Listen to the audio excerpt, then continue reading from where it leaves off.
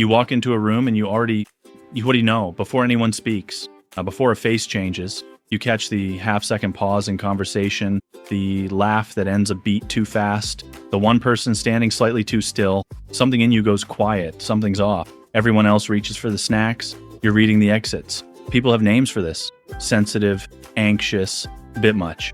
They're wrong. That radar didn't come from nowhere. You built it. You built it young. And here's the part that should bug you. The thing everyone calls a gift was once the only thing keeping you safe. So where did it come from? And why won't it ever turn off? By the end, you'll know exactly where that radar came from and why the brain that built it never got the signal to stop. Go back before age 7. Bruce Perry, a child neurobiologist at Baylor College of Medicine, published his clinical work on this in 2006. A child's brain doesn't grow on a fixed schedule. It grows toward whatever the environment demands. Calm home, the brain spends its energy on language and play. Unpredictable home, it goes somewhere else. Watching, the mechanism has a name, sensitization. Fire a neural pathway over and over, and its threshold drops. Easier to trigger, faster, quieter. Picture a kid reading a parent's mood through a closed door. Which footstep means it's fine, which silence means it isn't. 4 feet tall, running threat assessment like a tiny security guard with a juice box. Every time you read it right, that circuit fires. Threshold drops. If this is trained, who gets the most training? Gunnar, a developmental psychologist at the University of Minnesota, ran the numbers in 2002. She measured cortisol, the body's stress chemical in kids. With steady caregivers, it spiked, then settled inside 30 minutes. Around unpredictable adults, it stayed elevated for hours. The alarm didn't reset, it hummed on. A brain soaking in that picks up one rule. Don't wait for proof. Read the early signs. Catch it before it lands. The people who read a room best aren't the gifted ones. They're the ones who got the most practice surviving one. Almost a happy ending. You suffered, you got a skill. Fair trade, right? Nobody told you about the bill. Stephen Porges, the neuroscientist at the Kinsey Institute who built polyvagal theory, gave it a name, neuroception. The brain scanning faces, voices, posture, the temperature of a room, deciding safe or not before you're aware. You don't choose to scan, you scan. No off switch. The radar doesn't know the war ended.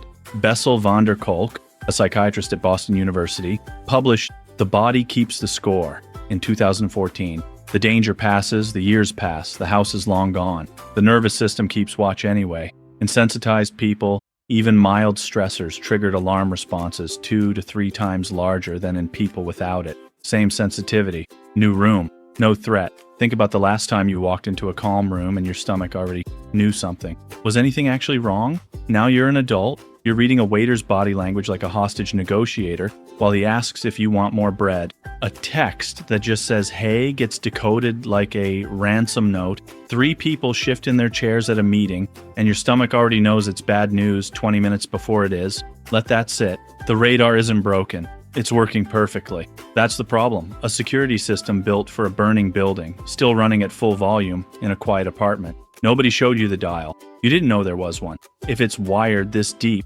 this young, this physical, are you stuck with it? No. What you have is survival-trained empathy, the ability to feel the room, read the mask, catch what's underneath the words. It's a skill taught under pressure by a childhood that needed you sharp.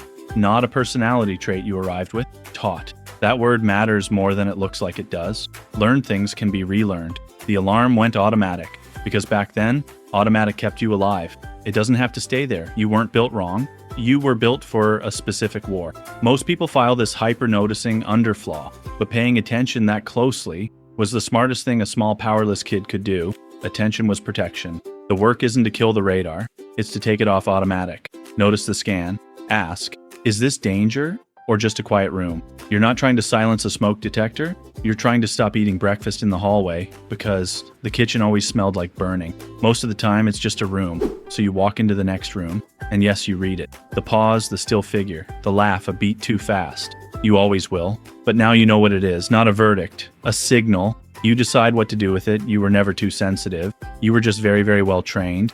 If you recognize yourself in this, the video on why you can't ask for help might hit just as hard. It's about the same kid, just a different survival strategy.